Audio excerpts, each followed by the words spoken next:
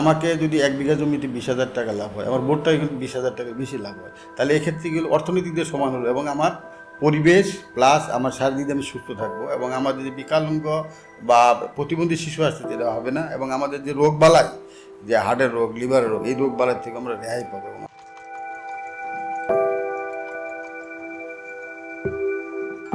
ফলন যাই হোক না হোক তামাক বেশি আছে। আগে 2 বিঘি লাগালি একজন, এখন লাগাচ্ছে সে 4 বিঘা।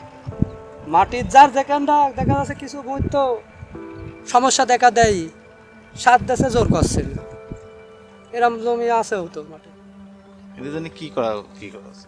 এখন ধরেন মেলা রোগ একটু যদি তামুক আমার দেখা যাচ্ছে ভালো আছে, একজনের কুমা আছে, সে যে রকমের সার পারে খালি দিতেই থাকে। কাজ কথাটা বুঝছে, সে সার যত পারে যে রকমের যে যা বলবে তাই।